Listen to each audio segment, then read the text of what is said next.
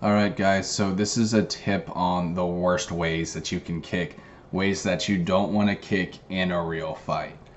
I'm not trying to make this a hate video. I want to say that really quick. I know some people are going to think that this is not a hate video. This is just a video of tips that can help you in a real life fight and, things that you want to avoid doing. So with that said, I'm going to bring up some styles here. And I'm not attacking these styles, but I'm simply pointing out that a lot of what they're doing with the kicks and even some other things that they do are in fact wrong.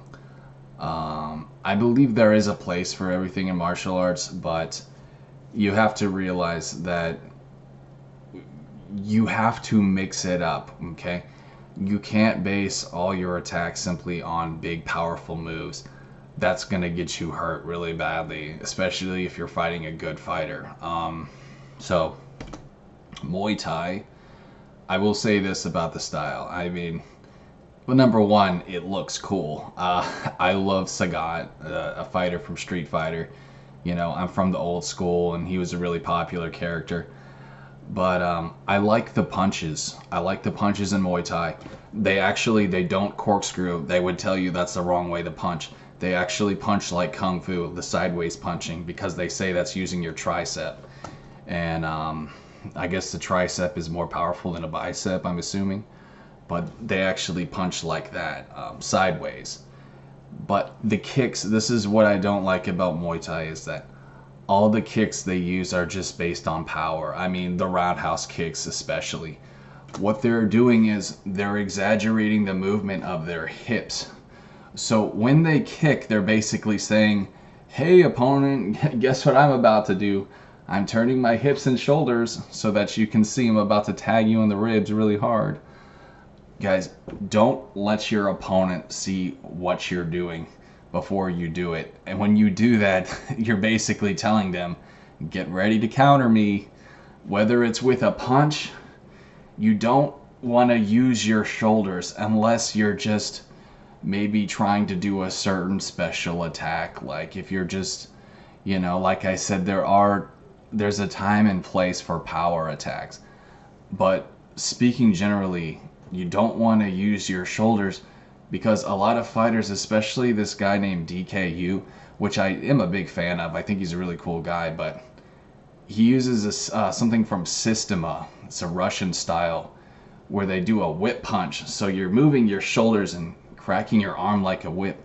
The only problem is, I mean, there is a lot of power in that. It's amazing power. But you're telling your enemy, hey, guess what I'm about to do? I'm using my shoulders and about to crack my arm whip on you. You can't do that. When you throw a straight punch, that's exactly what it should be. It should be a straight punch. You can use your shoulders, but don't lead your arm. Don't lead your shoulder with your arm. Do you understand what I mean? Like that. You want to go boom as fast as you can because that's what martial arts is based on. It's based on speed. It's based on accuracy. You need power, okay? You do need power in your movements, but you don't need to exaggerate it. Otherwise, if your opponent is even halfway decent, they're gonna counter it and you're gonna get hurt really badly. So guys, what I'm telling you with kicks, going back to kicks, when you kick, use your hips, okay? You do have to use your hips, otherwise it's just gonna be a tap. Arms and legs are just limbs. Without using your body, that's all they are. You're just slapping them with a limb. So you have to use your body, but you can't lead with it. So don't lead with your hips. Don't go like this, boom, and then kick. You want to kick and move your hips at the same time. So it's boom, okay, boom. With Muay Thai, they really exaggerate it.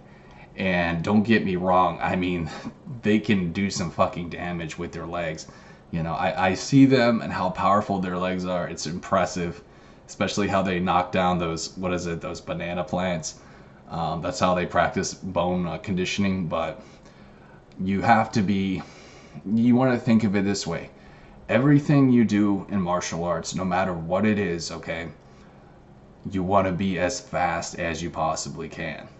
Again, okay, there's a time and place for power punches, power kicks, power whatever. But you can't base your entire fighting off of that, you know? I would say you want to make that 20% of your fighting or even less. But yeah, so fast movement, that's what you want to base most of it on. You know, the punching, kicks, you know, with uppercuts and things like that. I had a guy at an MMA class.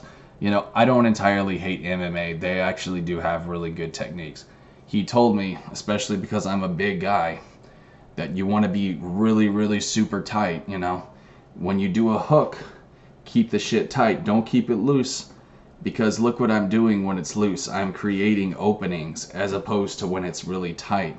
I'm not creating openings, okay? When I do an uppercut, you know, I'm not doing a Hadouken Ryu Street Fighter. I'm keeping that shit really tight in all my movements, okay? So keep it really tight, keep it really fast. That's how you win the fights. I hope this video helps. There was another thing I was gonna say, but oh yeah, there was a technique I forgot to show on my Shurian Ryu. What was it? Attacking the arms. You can also attack the legs, and I failed to mention that. But I'll just show you guys one little trick. So when a person comes with a front kick, okay, you can block it like that. You can block that front kick with your wrists.